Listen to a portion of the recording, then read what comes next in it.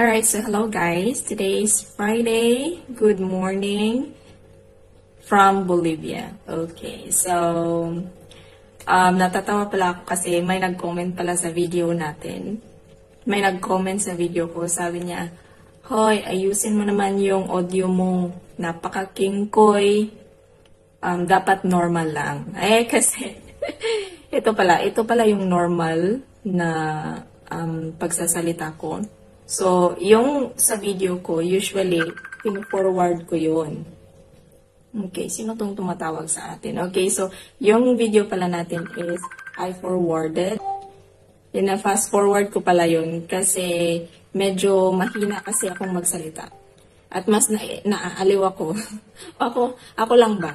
Parang ako lang yung naaliw pala. Ako lang pala yung naaliw. Hindi pala naaliw yung mga, yung mga nakakapanood sa akin. Okay, so ito talaga yung normal.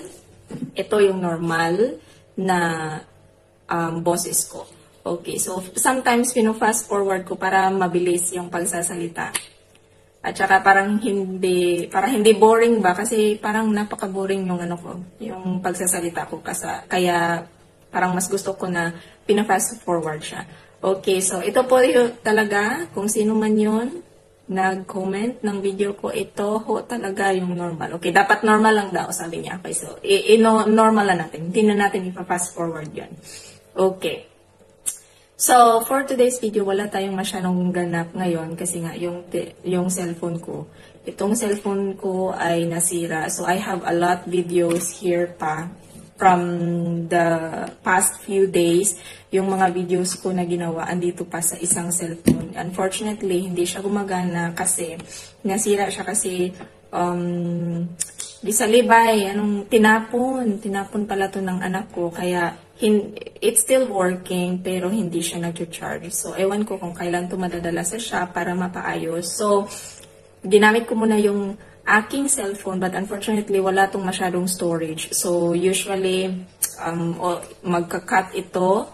And then, chargeable dependent din ito. Hindi na ito, palagi na ito nakasaksak sa charger niya. Kasi kapag tinatanggal na hindi gumagana. So, kaya medyo pahirapan tayo ngayon. But, walang makakapagpigil sa atin. Continue pa rin yung ating video. Okay, so for today's video, kwentuhan muna tayo kasi medyo pahirapan tayo ngayon kasi wala nga tayong nasira ngayon telepono natin. So, struggle is real. Okay, pero walang makakapagpigil pa rin sa atin. Continue pa rin ang ating video. Okay, so, yung mga, may tip pala ako doon sa may gustong mag-asawa ng mga foreigner o kaya AFAM. Okay, kasi kadalasan ngayon ay nag-aasawa na talaga ng mga foreigner, no? So, before you get married to a foreigner, no? Mag-cultural background check muna kayo, okay? So, kasi baka ma-shock kayo pagdating nyo doon na may mga hindi kayo alam na bawal pala doon, yung parang gano'n. So, ito pala yung nangyari sa akin. Tip ko lang naman to sa inyo. Pero kung ayaw nyo gawin, okay lang din naman. Diba? Okay, so, ito kasi yung nangyari sa akin. So, di ba nga, may mga salita dito, or may mga salita sa Pilipinas na ginagamit natin na bawal pala banggitin dito. Okay? Parang Spanish word siya, pero hindi nila ginagamit dito dahil napakasama ng word na iyon. Ano nga ba ang mga salitang yon?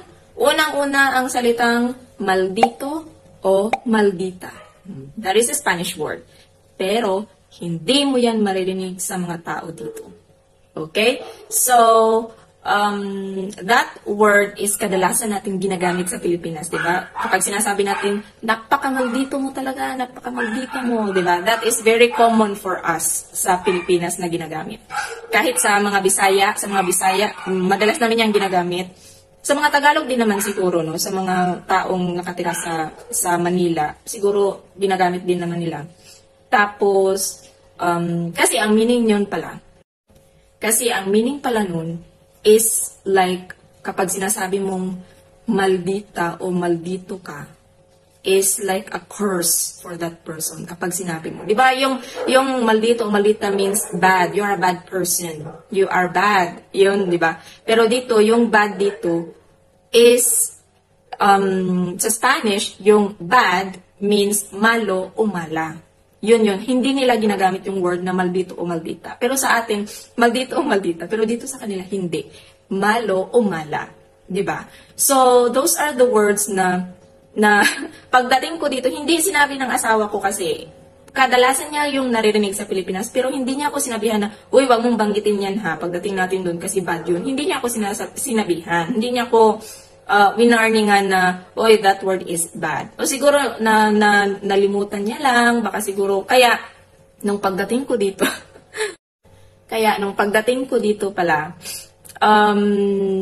na-mention ko siya one time, nasa table kami, parang na-mention ko siya, uy, maldito, something like that. Tapos, parang na-shock silang lahat, yung pamilya niya. Kasi, hindi ko kasi alam. I didn't know na, nasanay ako sa Pilipinas. I get used to, I am used to, say those words. Kasi nga, sanay tayo sa Pilipinas na ginagamit natin yon.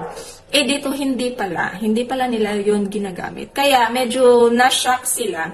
Tapos, sinabihan ako ng asawa ko na, alam mo kasi, yung word na yun, wag mo talagang babanggitin. Kasi, yung word na yun ay napakasama talaga. It's like a curse for you na sana mamatay ka na lang, sana mamatay ka. Yung parang ganun pala, yung meaning yun. Napakasama. Kaya, one time, tumawag pala yung galit na galit yung binan ko. Tumawag yung kaibigan ko, nasa labas ako, tapos yung binan ko, nasa harapan ko, nasa table, nakaupo siya. Tapos tumawag yung kaibigan ko, nagpapatulog ako ng bata. Nasa living room ako. Tumawag yung kaibigan ko, kamusta, bla bla bla. Tapos sabi niya, nasan yung biyanan mo, nandyan ba? Sabi ko, oo, nandito, nasa harapan ko. Tapos parang nag-mention ako na maldita, parang ganun. Narinig yun ng biyanan ko. Hindi niya alam na sa Pilipinas, ginagamit natin yun. Yung mga panahon yun, nalimutan ko na bawal pala yung ganun.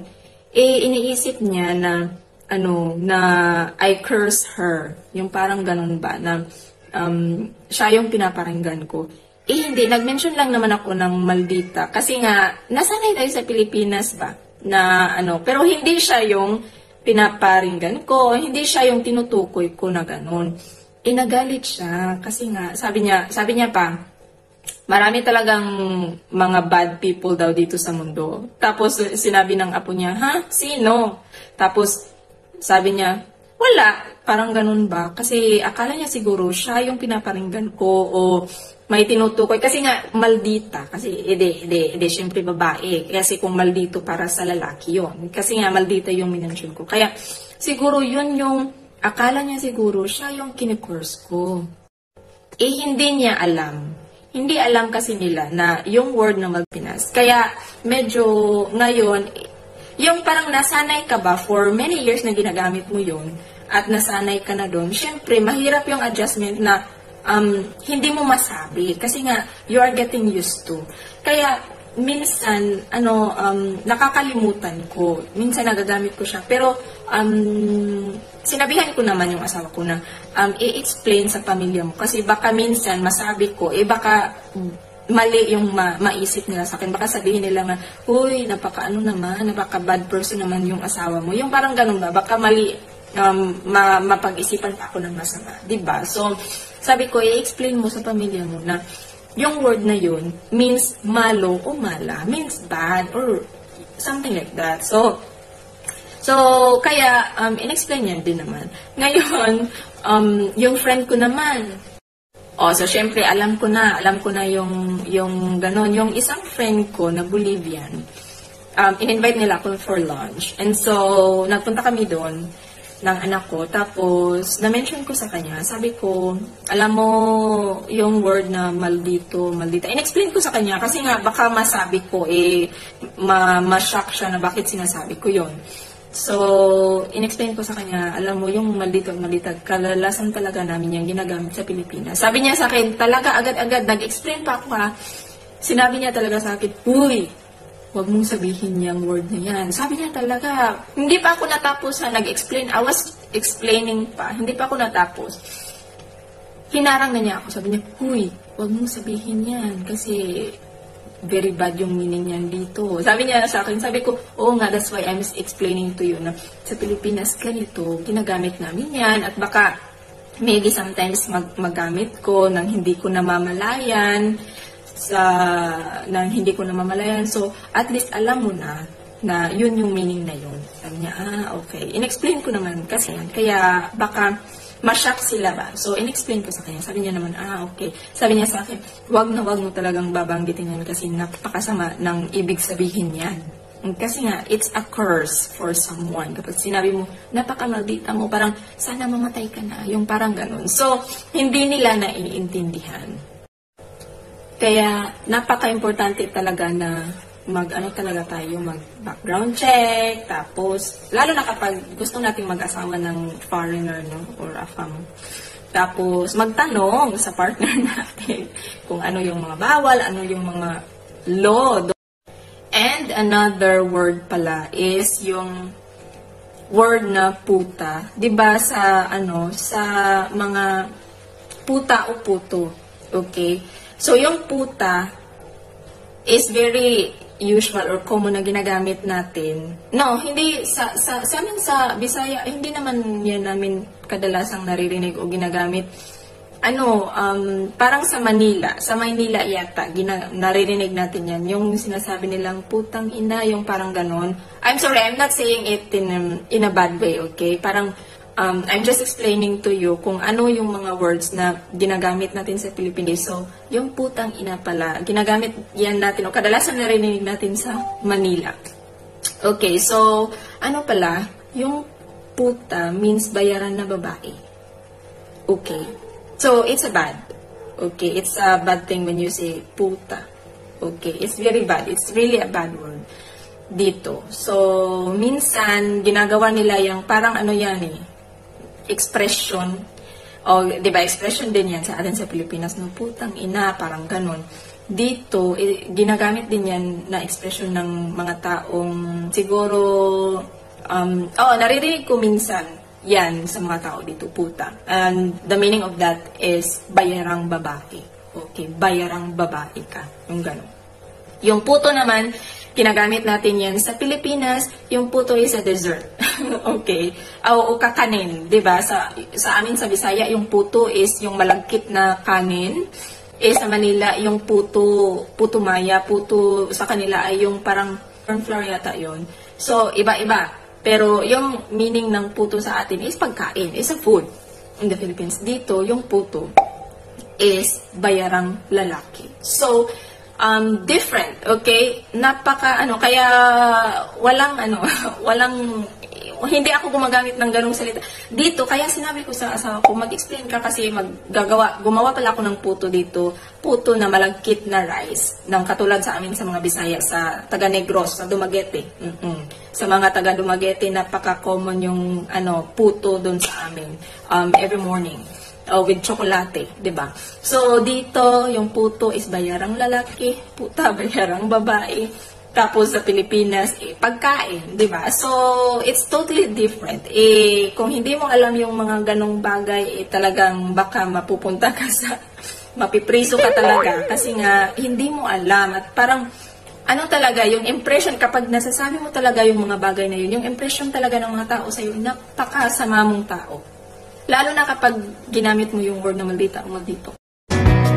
You forgot to say